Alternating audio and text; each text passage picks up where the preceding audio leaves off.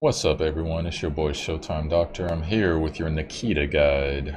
Finally got her down. It took me about like 30, 40 tries and lots of clown shoes. I'd like to give a special shout out to Perry Thrust. He actually gave me some really good advice on how to clear. So, what I'm going to do now, I'm going to show you guys the team I used. And unfortunately, I'm not able to show you the Verdandi. I did use a Verdandi in the 5th spot. But I will tell you the basic stats that you're going to want a good Verdandi to have. But before I go over that, so the reason I'm running this team versus a full water team makes this dungeon much easier. But if you can't run a full water team, like, because Tayo's banned unit, so is Carolina if you happen to have her. Try to run it. You can easily do 3 DPS, assuming you got your DPS built, 3, 4 purple star at least. And same thing with your supports, although you see my May's only 2 purple stars, and my poor Abel. I've neglected Abel. But Abel's there as a protection thing. And it's better to run water units, but I don't have a full water unit team, so. But anyways, so I'll get more into why later on. So, Sid right here. Nothing crazy special. I have Sid with as much HP as possible for fatter shields. Shields did come in handy. He also, once I skilled up his res all the way, he reses 2 people instead of 1. He has lots of cooldown reduction. And some basic stats. You aim for 16k on your supports, like I keep telling you guys. Region's a little higher than most, but I like my Sid to be fat, so, and he's fully PvE spec'd up. You have to take my word for it. Now Abel, like I said, my Abel's not that buff. Those are her basic stats. To be honest, her runes are pretty bad. I've kind of attack speed. That's why I used to run for healers. I kind of neglected that. I used to run her in my PvP team, but I'll probably have to change that out at some point. Anyway, so these are the basic stats. So as you can see, my Sid's a great, geared support. My Abel, not so much, but Abel's still able to do his job. I probably said her again, didn't I?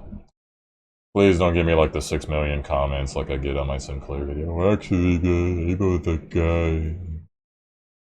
Thanks, I didn't realize that. Previous 15 times I was told. Alright, and then here's my May. I just started building my May, so I got her ulti to 3. May's actually pretty sick in here.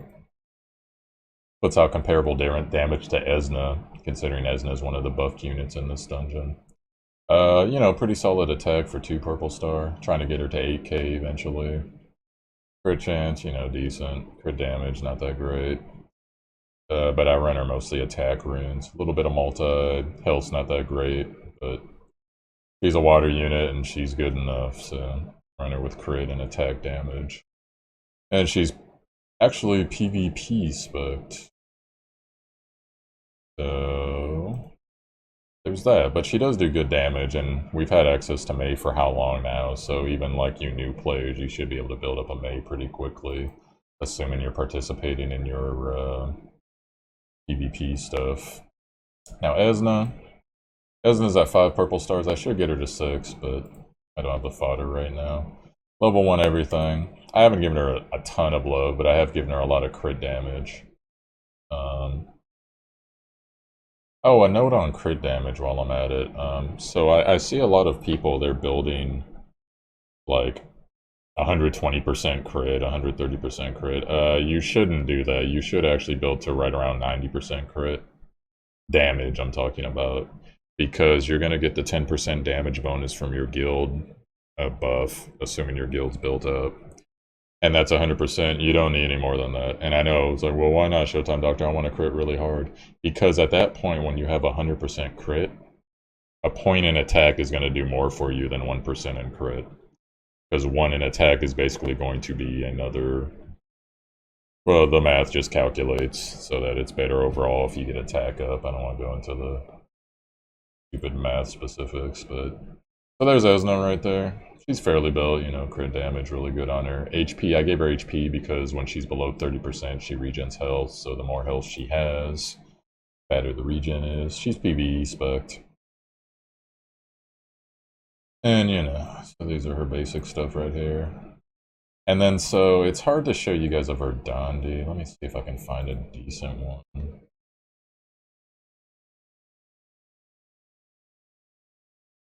Those you actually have. Ash, okay, I used ashes on my second clear. Okay, so what you want in your Verdandi, and depending on if you've pulled one or if you have to use a friend's, I tried to pull for one, I didn't get it, so I had to use a friend's. Verdandi, by the way, is super good in this dungeon and well worth pulling in general. Basic things to know about Verdandi. Most important things, when he gets hit, he has a chance of getting strike preparation. Actually, he apparently always has that. When attacked, yeah. Oh, never mind, that's at the start of a wave. 50% chance when he's hit. Strike preparation is basically any attack he does while that's up will crit. So your 2 increases your crit damage by 20%, and it also applies strike preparation. And then his 3, that's the hard hitter. It hits, and if it kills whoever it targets, it also does damage in a cone effect. Pretty sick. So keep that in mind. That's the basic stuff to know about him. Water, hard hitting, has penetration, has anti-revive, has anti-resolve. Oh, I forgot to show that. So what you want on your Verdandi is at least 90 to 100% crit damage. You probably actually don't want counter, although it's not the worst thing, but you want multi-more because counter, it can screw up your... Now that I'm looking at the kid, I'm not... I guess I'll go over it on the thing. Either get a little bit of counter or a little bit of multi. Both of those will serve you well in this dungeon. Critical strike chance you don't need at all because of that strike preparation thing I showed you. As much attack as possible, as much HP as possible, and then everything else is gravy after that. So you see this one, he's got HP, crit damage. You know, subs, HP, crit damage, counter, attack, a little bit of evade, more crit damage. So, and then unfortunately, most of the ones I've been dealing with are PvP spec, but this one's actually PvE spec. This one actually works out really well. And I will warn you guys, I did this by the skin of my teeth in both runs because I'm still learning, so. But so that's the basic overview of the unit. So now I'm going to show you the video. Rip that. You get to relive the horror I had trying to beat this. There we go. At HD. Alright, let's play this.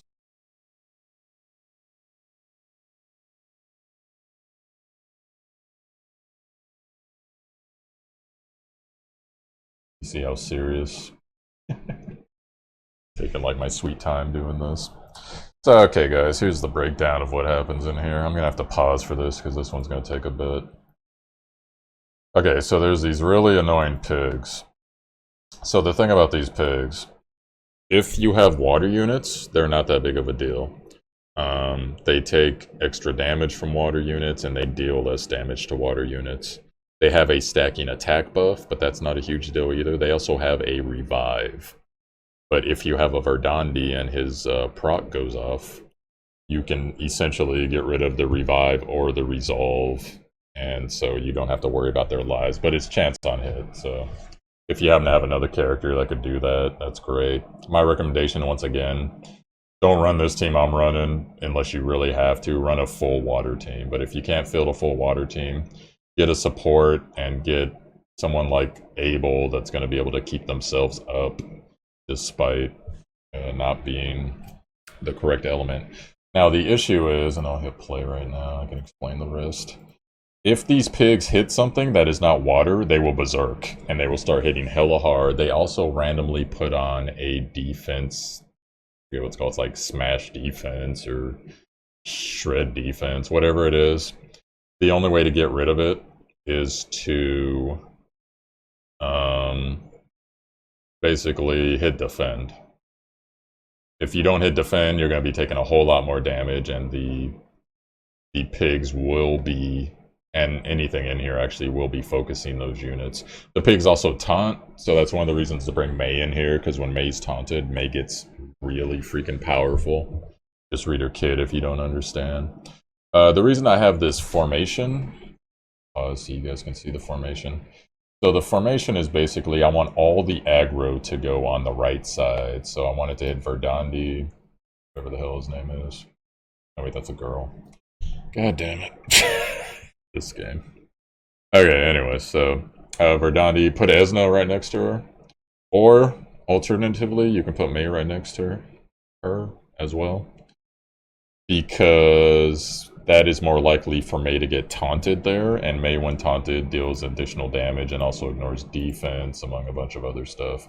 But Esna also gets Esna's Revenge, which makes her crit 100%, or not 100%, well, 100% chance to crit 50% of the time when she is hit. Has a chance to get that buff. So, but try your best to only hit with your water units in this phase. Do not hit with your other units unless it's either going to be a killing blow, because they will do like 1 damage usually. Or like in Sid's case, you need to dispel like a stun or whatever. And go pretty slow, because you want to be saving your cooldowns, or excuse me, you want to be not saving your cooldowns. You want to blow all your cooldowns and kill 1 pig ASAP. But you do want to be, once you have 1 pig, getting your cooldowns back, because Phase 2 and Phase 3 are both DPS races. Alright, so we're done with that. So Phase 2, this guy. I forget his name, it's the lion guy. Anyways, so the issue with him is, he comes in, he does that crush defense thing I mentioned before, where you have to hit defend to get rid of it, and do that because he will smash people. The pigs, by the way, in the previous phase, I forgot to mention, they pierce through everything, except like Able Shield or Dodge Shields. Now, in this phase, this guy, he puts out a good grip of damage, and it's a DPS race to the point of, you see that buff there in the upper left by his Braum, the boss name? That is 10 turns you have at the beginning of this to basically kill him before he enrages. Now, you're going to want to come in here balls to the wall, just do every DPS thing you can possibly do, reduce cooldowns. That's why you bring your heroes in with reduced cooldowns, because, or with all their cooldowns rather, because you want to just smash this guy ASAP. Now, that thing he did right there is a cone defense crush. That's what that debuff is. Has a chance to put defense crush. You see it on Able there, that debuff. That is a thing where you need to defend, and I made many mistakes while I was doing this dungeon forgetting to defend, because you see how the buffs, they can all meld together if there's enough buffs and debuffs. So pay attention to that.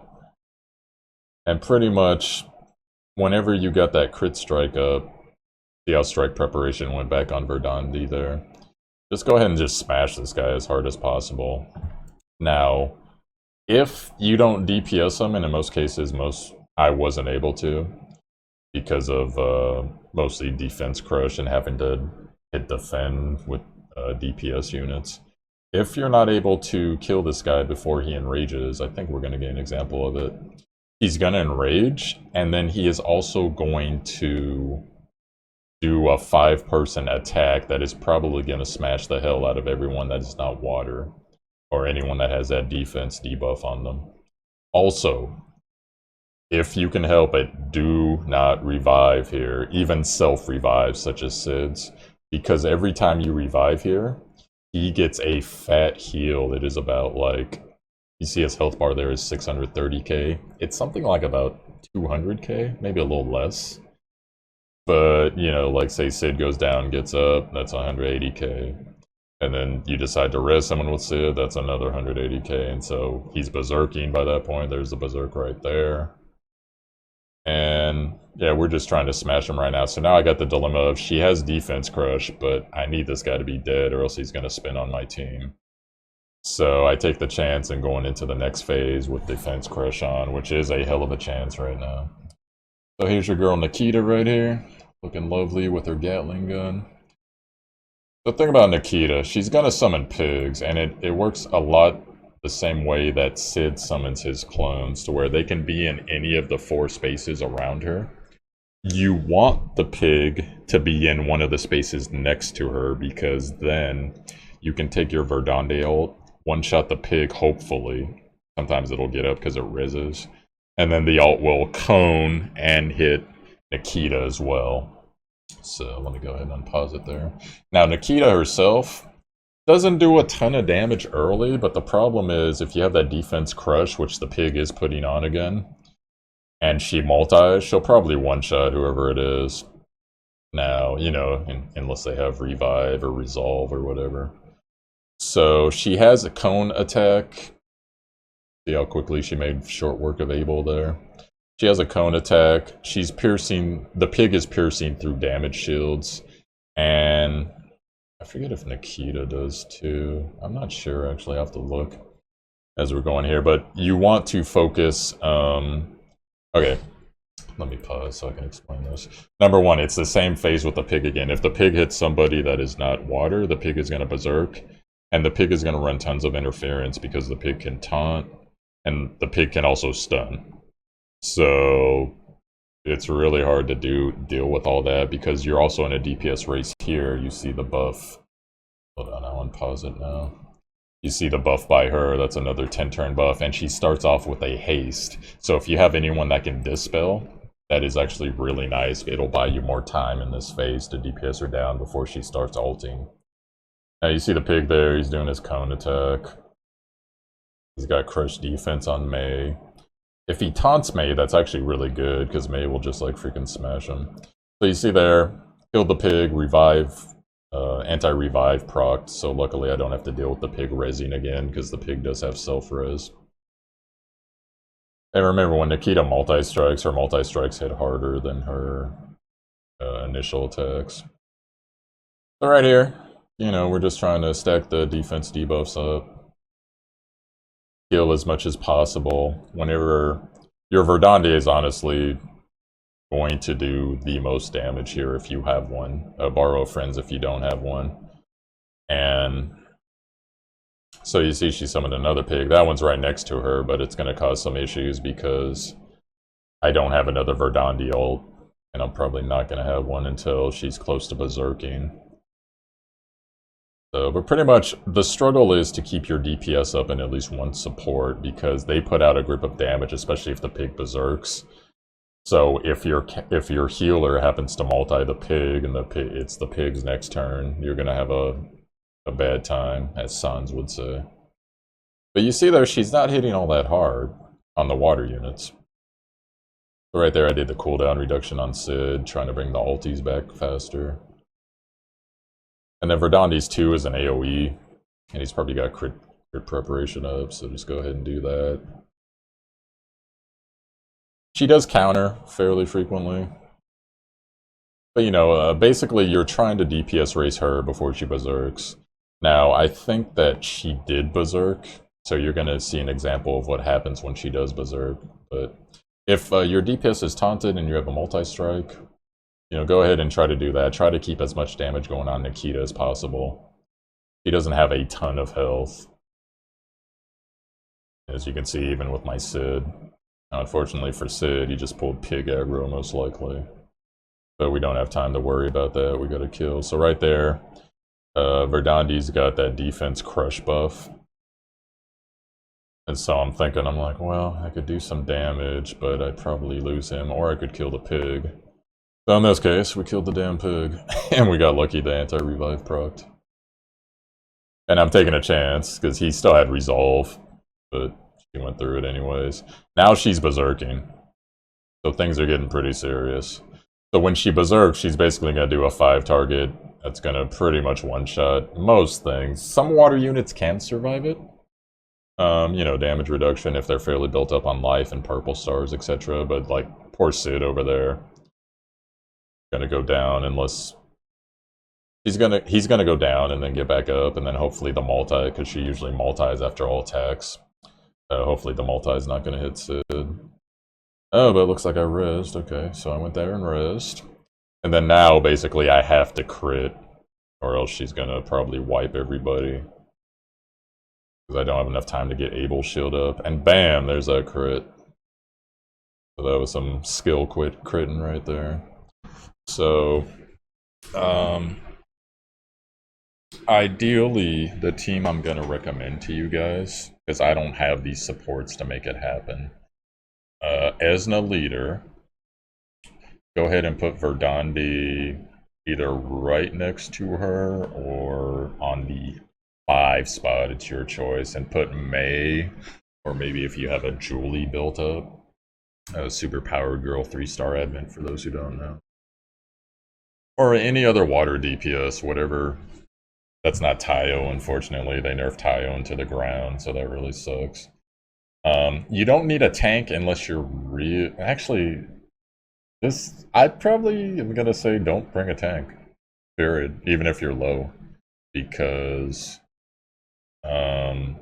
it's just not enough damage for the most part. And other tanks that aren't water, because you know Marduk and Carolina, the only water tanks, but Carolina is one of the negative units, so you can't really bring her. And but you want Esna as leader for the leadership bonus. Like I said, 2 other DPS, whatever you got water. And then bring Demos or Karen if you can field that. If you can't field that, maybe Ica if you got Ica build up. Even Lydia. Lydia actually wouldn't be too bad here. Just so you could field that full water team. Now, if you're like me and you can't field a full water team, even with a friend unit, the supports you should bring are ones with res. You saw I snuck Abel in there. You could sneak Abel in to protect the supports with res and, you know, keep the pigs from berserking right away, or at least keep your units up. And that's pretty much the best advice I can give you guys. Just this advent, it's not hard if you have a full water team, but it is hard. It's right around Sid hard, in my opinion, if you don't have a full water team.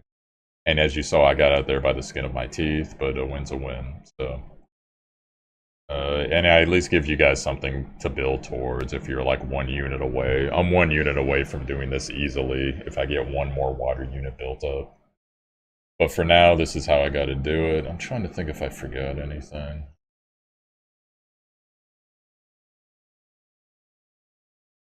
I think so. Yeah, I mentioned everything about the pigs, the center guy. Yeah. So, you need strong DPS water units, that's the main thing. So bring a Friends of Verdandi. If you happen to have a Verdandi of your own, run double Verdandi. You know, get Esna and whoever else you might got. Because I don't have a Karen and I don't have a Demos, so I've gotten screwed. I have an Ica, Lydia, clearly, but I gotta build them up if I want to bring them. And quite honestly, I'm probably going to... Now, part of me wants to build another DPS, but I technically have 3 DPS, so I'll probably build Lydia or one of the other water supports. But anyways, guys, I'm blabbing now, so hopefully this video helps you. Good luck on your farming attempts. I am Showtime Doctor, Showtime DR. If you found my YouTube, check the notes. You can come join the Discord, share your experiences, ask some questions, etc. You Twitch, I'm at twitch.tv/ShowtimeDR. Go over there, watch me when I'm live. I'm usually live Pacific Standard Time in the afternoon, evenings, sometimes late into the night. And pretty much it, guys. So I hope this guide helps you. Peace out. Farm hard, get strong, baby.